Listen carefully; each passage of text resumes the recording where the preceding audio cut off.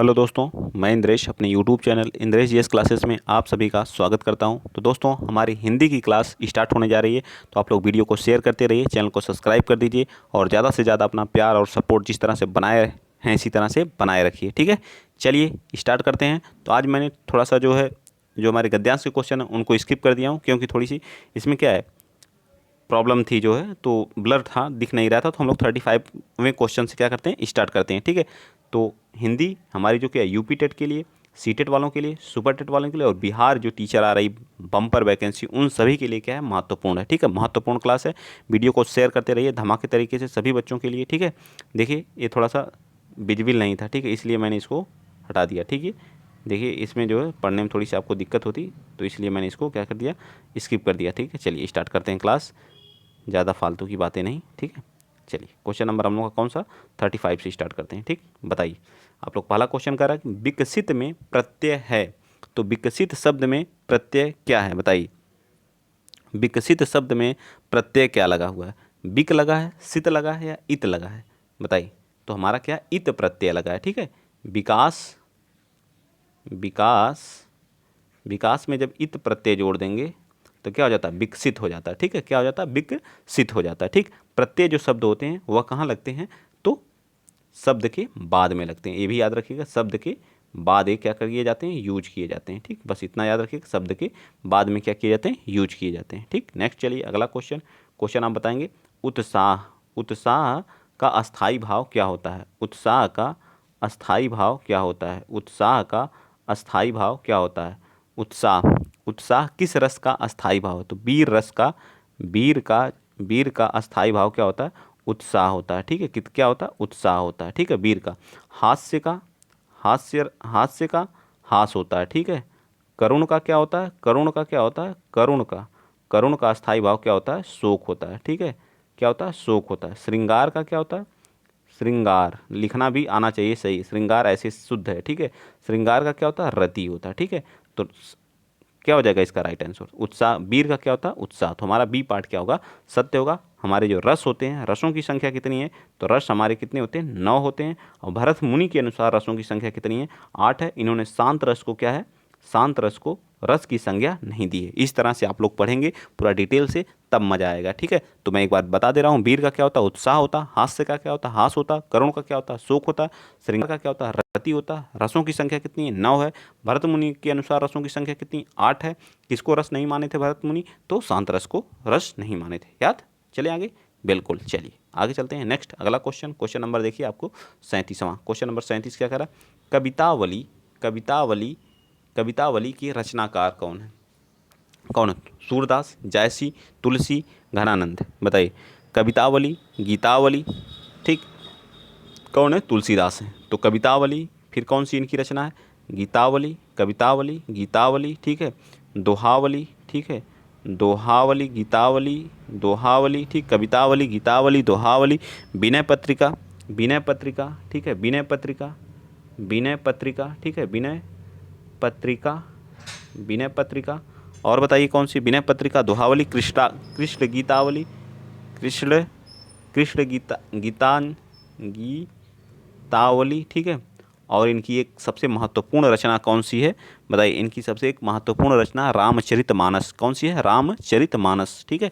ये भी किसकी है, तुलसीदास जी की। याद रखेंगे आप लोग, तुलसीदास की रचना कवितावली, गीतावली, दोहावली, विनय पत्रिका, कृष्ण गीतावली, ये सभी किसकी हैं, तुलसीदास जी की हैं। नेक्स्ट चलते हैं अगला क्वेश्चन, फटाफट बताते रहिए आप लोग। 38 क्या कह रहा है, आदिकाल में पहेलियाँ लिखने वाले कवि थे, आदिकाल में पहेलियाँ लिखने वाले कवि थे, जगनिक, खुसरो, सरहब, सरहब या गोरखनाथ, बताइए कौन थे। तो कौन थे, 38 का बता दीजिए फटाफट। तो कौन थे, ये हमारे थे कौन, अमीर खुसरो साहब। कौन थे, अमीर खुसरो साहब। कौन थे, अमीर खुसरो साहब थे। ठीक है, याद रखेंगे ना।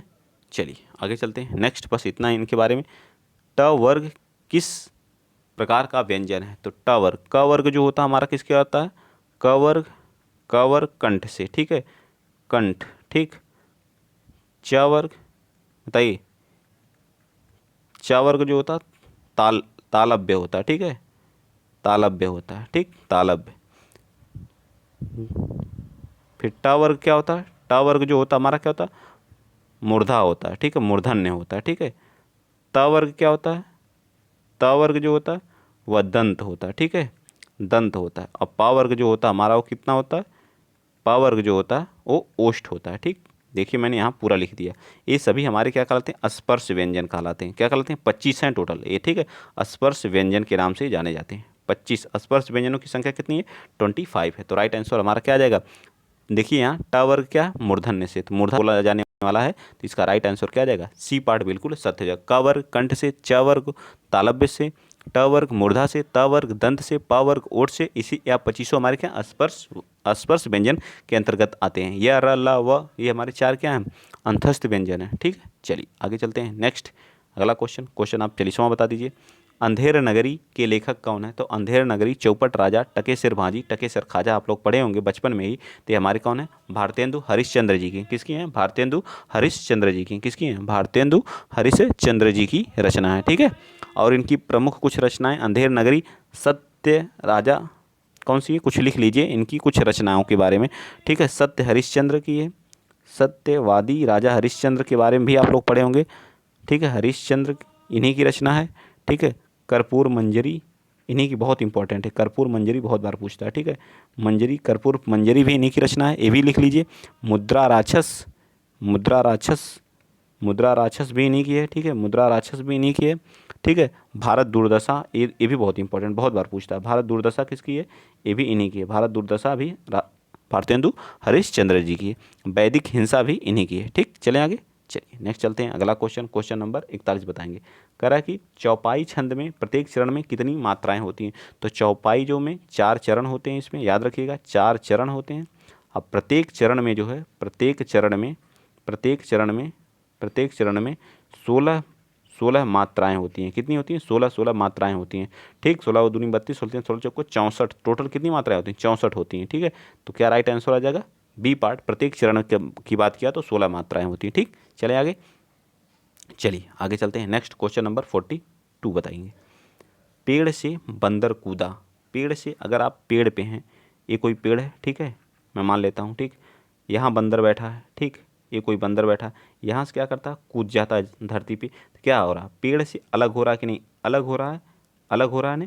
जहाँ भी अलगाव की स्थिति दिखे वहाँ हमेशा कौन सा कारक होता है, आपादान कारक होता है, ठीक है। से अलग होने में जहाँ रहता है वहाँ आपादान रहता है, ठीक। चलें आगे, चलिए नेक्स्ट चलते हैं। अगला क्वेश्चन नंबर आप बताएंगे 43। अभी मैंने श्रृंगार रस के बारे में बताया था, इसका अस्थाई भाव क्या होता है, तो रति होता है, ठीक है। तो इस पर ज़्यादा बात ना करेंगे। हास्य, हास्य किसका अस्थाई भाव, तो हास्य का होता है, ठीक। उत्साह, वीर रस का क्या होता है, उत्साह, ठीक। नेक्स्ट चलते हैं। क्वेश्चन नंबर 44 बता दीजिए। क्वेश्चन नंबर 44 क्या कह रहा है, निम्नलिखित में से तद्भव शब्द हैं, बताइए निम्नलिखित में से तद्भव शब्द हैं, भ्रमर, अग्नि, मस्तक, मछली, बताइए कौन सा है। तद्भव, तद्भव की बात किया है। तद्भव का मतलब जो क्या आते हैं, संस्कृत में नहीं आते हैं, ठीक है, संस्कृत के शब्द ये नहीं होते, ठीक है, इनका हिंदी, ठीक, रूपांतरण हो जाता है। तो मस्तक क्या होता है, माथा को बोलते हैं, ठीक है। भ्रमर भंवरे को बोलते हैं, अग्नि आग को बोलते हैं, मछली, मछली हमारा क्या है, मछली, मछली क्या है, एक तद्भव शब्द है, ठीक है। इसका तत्सम क्या हो जाता है, मीन हो जाता है, ठीक है, मीन हो जाता है, ठीक, क्या होता है, मीन होता है। तो राइट आंसर हमारा क्या देगा, डी पार्ट। अग्नि का क्या होगा, भ्रमर का क्या होगा, इसका जो है तद्भव क्या हो जाएगा, भंवरा होगा, ठीक, क्या होगा, भंवरा होगा, ठीक है, भंवरा। मस्तक का क्या होगा, माथा होता है, ठीक है, माथा होता। अग्नि का क्या हो जाएगा, आग हो जाएगा, ठीक है। तो इस तरह से चारों ऑप्शन को एकदम तोड़ के पढ़ना है, एकदम निचोड़ के पढ़ना है, ठीक है। चलिए आगे चलते हैं। नेक्स्ट अगला क्वेश्चन नंबर 45 बताएंगे। सूर्योदय शब्द का संधि विच्छेद बताइए। सूर्योदय शब्द का संधि विच्छेद बताइए। तो सूर्य प्लस उदय, क्या करेंगे इसका, सूर्य, सूर्य प्लस उदय, ठीक है, सूर्य प्लस उदय, इसमें कौन सी संधि है, तो गुण संधि है, ठीक है। क्या है, गुण संधि है, ठीक है। इसका अ और इसका उ मिलके क्या हो जा रहा है, ओ हो जा रहा है, ठीक है, ओ हो जाता है। तो यह किस में होता है, सूर्य प्लस उदय, किस कौन सा ऑप्शन, तो बी पार्ट बिल्कुल सत्य हो जाएगा, क्या हो जाएगा, बी पार्ट बिल्कुल सत्य हो जाएगा, ठीक है। चलें नेक्स्ट, चलिए आगे आते हैं।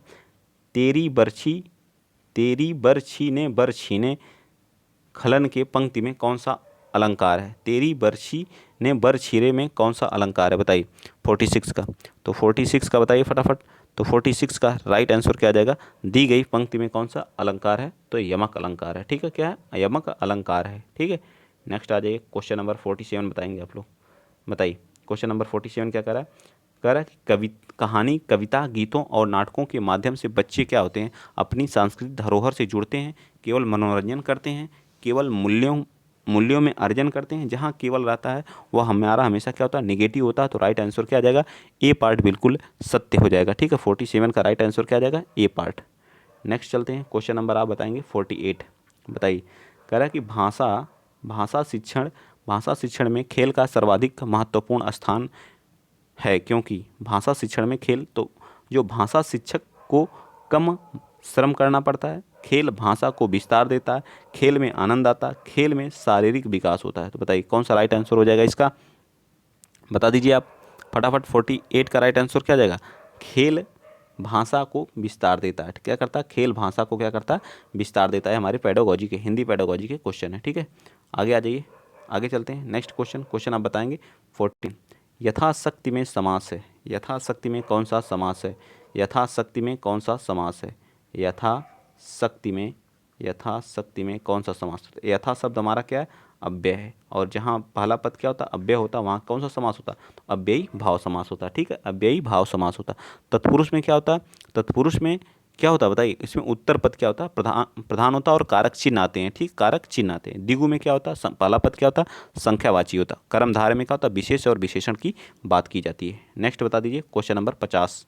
इनमें से कौन सा शब्द तद्भव है, बताइए कौन सा शब्द तद्भव है, मधुप, मधुकर, भ्रमर, भंवरा। तो क्या हो जाएगा, भंवरा हमारा क्या है, तद्भव है। भ्रमर, मधुप, मधुकर ये सभी हमारे क्या हैं, तत्सम है और पर्यायवाची हैं किसके, भंवरा के। ठीक है, नेक्स्ट बताइए, क्वेश्चन नंबर 51 बताइए, मुदरी का तत्सम क्या हो, तो मुद्री क्या है, ये तद्भव शब्द है। ठीक है, तद्भव, इसका तत्सम क्या होगा, मुद्रिका हो जाएगा। क्या हो जाएगा, मुद्रिका। ठीक है, मुद्रिका। ठीक है, तो राइट आंसर क्या आ जाएगा, डी पार्ट बिल्कुल सत्य होगा। ठीक है, डी पार्ट क्या हो जाएगा, बिल्कुल सत्य हो जाएगा। मज़ा आ रहा है करने में, मज़ा आ रहा है तो वीडियो को शेयर करते रहिए आप लोग। ठीक है, और सपोर्ट भी करते रहा करिए। चलिए, ज़्यादा बार कहता नहीं हूँ, बट आप लोग शेयर भी नहीं करते हैं बिना कहे, कर दिया करिए भैया, थोड़ा बहुत हमको भी सपोर्ट कर दिया करिए। ठीक, मृगावती किसकी रचना है, मृगावती किसकी रचना है, उस्मान की है, मंझन की है, कुतुबन की है, जायसी की है।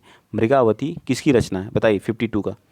तो यह जो 1503 में लिखी गई, ठीक है, ईस्वी में लिखी गई मृगावती और राजकुंवर की लौकिक प्रेम कथा है। ठीक है, क्या है, अलौकिक, लौकिक प्रेम कथा के द्वारा अलौकिक प्रेम के वर्णन की बात की जाती है। मृगावती की रचना किसकी है, कुतुबन की है, या किसकी है, कुतुबन की यह रचना है। ठीक है, मृगावती किसकी है, कुतुबन की है। तो राइट आंसर हमारा क्या जाएगा, सी पार्ट बिल्कुल सत्य हो जाएगा। ठीक है, नेक्स्ट चलें, चलिए आ जाइए 53।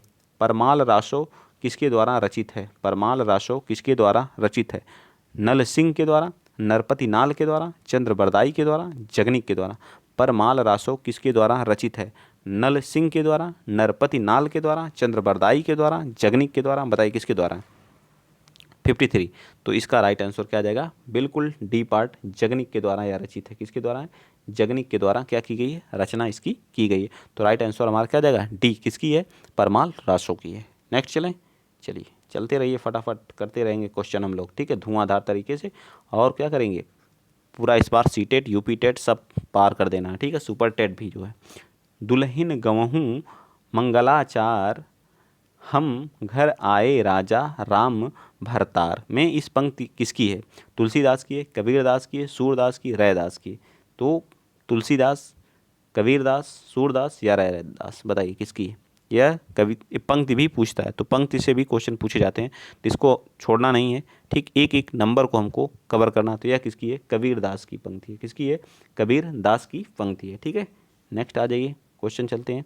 अगला क्वेश्चन बताएंगे 55। आदिकाल के लिए वीर गाथा काल नाम किसने प्रस्तावित किया था, रामकुमार वर्मा, महापंडित राहुल संस्कृतन, आचार्य रामचंद्र शुक्ल, आचार्य हजारी प्रसाद द्विवेदी। आदिकाल को वीर गाथा काल किसने कहा था, बताइए। यह क्लास जो साहित्य की आपको लाइव में जाइए, जो है लाइव क्लास मैंने लिया था, वहाँ मैंने पढ़ाया था। ठीक है, तो आप लोग क्लास को लेते ही नहीं हैं, देखते ही नहीं हैं, तो कहाँ से पता चलेगा बताइए। आचार्य रामचंद्र शुक्ल ने इसे वीर गाथा काल कहा था। क्या कहा था, वीर गाथा। आचार्य रामचंद्र शुक्ल साहब क्या कहे थे, इसे वीर गाथा काल। एक मिनट, क्या कहे थे, वीर गाथा काल कहे थे। ठीक, आचार्य रामचंद्र शुक्ल ने इसको क्या कहा था, वीर गाथा काल कहा था। ठीक है, डॉक्टर राम कुमार वर्मा ने इसको चारण काल कहा था। इन्होंने इसको क्या कहा था, इन्होंने इसको क्या कहा था, चारण काल कहा था। राम कुमार वर्मा इसको चारण काल कहे थे। क्या कहे थे, चारण काल। ठीक है, चारण काल। और सामंत राहुल संस्कृतायन, महापंडित राहुल संस्कृतायन ने इसे सिद्ध सामंत काल कहा था। क्या कहा था, सामंत काल, सामंत काल कहा था। क्या कहा था, सामंत काल कहा था। और आचार्य हजार प्रसाद द्विवेदी जी जो है इसको आदिकाल ही कहे थे। ठीक है, आदिकाल ही बोले थे। ठीक, चलिए आइए क्वेश्चन नंबर 56 बताइए, निम्नलिखित में से शुद्ध वर्तनी वाला शब्द कौन सा है, अंतर्राष्ट्रीय, अंतर्राष्ट्रीय, या ए पार्ट, या बी, या सी, या डी, बताइए कौन सा इसमें शुद्ध अंतर्राष्ट्रीय कैसे लिखा जाता है। अब इसको आप लोग बताएंगे। तो अंतर्राष्ट्रीय, हमको तो लग रहा है कि हमारा ए पार्ट बिल्कुल सत्य है, और बाकी तो हमको गलत ही लग रहे हैं। ए पार्ट क्या है, बिल्कुल सत्य है। ठीक है, ए पार्ट क्या है, बिल्कुल सत्य है। ठीक है, ए पार्ट क्या हमारा बिल्कुल सत्य है। ठीक, नेक्स्ट चलते हैं, अगला क्वेश्चन। प्रश्न कट गया है क्या, ठीक, ये तो प्रश्न कट गया, चलिए इसको छोड़ देते हैं। अच्छा 56 तक ही है क्या, 56 तक ही है भाई। ठीक है, यहीं तक रहने देते हैं। ठीक, चलिए तो आज की क्लास हम लोग यहीं क्या करते हैं, फिनिश करते हैं। ठीक, तो अब के इसका ए पार्ट सही हो जाएगा। हिंदी अगर आपको अच्छी लगी हो तो प्लीज़ वीडियो को शेयर करते रहिएगा। आपको पता है सुबह हमारी क्लास किसकी होती है, सीडीपी की, 9 बजे। ठीक है, 9 बजे क्लास आपको देखने को मिलती है। फिर उसके बाद साइंस की इस समय चल रही क्लास, साइंस की थियरी क्लास, वन लाइनर की क्लास चल रही है। यह हमारी कितने बजे चलती है, 12 बजे आपको देखने को मिल जाएगी। कभी कभी लाइव भी मिल जाया करती है। ठीक है, और बाकी 4 बजे आपको हिंदी देखने को मिलती ही है, और 9 बजे रात में आपको ईवीएस। ठीक है, ईवीएस। और साइंस की जगह पे हम लोग बहुत जल्द मैथ स्टार्ट करने वाले हैं। ठीक है, मैथ की 15 क्लास हो चुकी है मैथ की, आप वहाँ से रिवीजन करते रहिए मैथ की क्लास। ठीक है, और बाकी हमारी एक क्लास अब वीडियो री एग्ज़ाम के लिए भी स्टार्ट हो गई। जो लोग वीडियो का फॉर्म डाले थे वो लोग जुड़ जाएँ, जो ज़्यादा से ज़्यादा। ठीक है, इसका 18 जून को प्रस्तावित डेट कुछ पता चला है। ठीक है, सूत्रों से, तो 18 जून को हम लोग मान के चलते हैं। ठीक है, तो यह हमारा एग्ज़ाम 18 जून को, तो इसकी भी क्लास स्टार्ट हो गई। सुबह 11 बजे इसकी हिंदी चलती है, और जीएस जो आपको देखने को मिलेगा कब, तो दोपहर 2 बजे। ठीक है, दोपहर 2 बजे। ठीक, तो आज के लिए इतना ही। अगर वीडियो अच्छा लगा तो शेयर करिएगा, चैनल को सब्सक्राइब करिएगा। जय हिंद, जय भारत।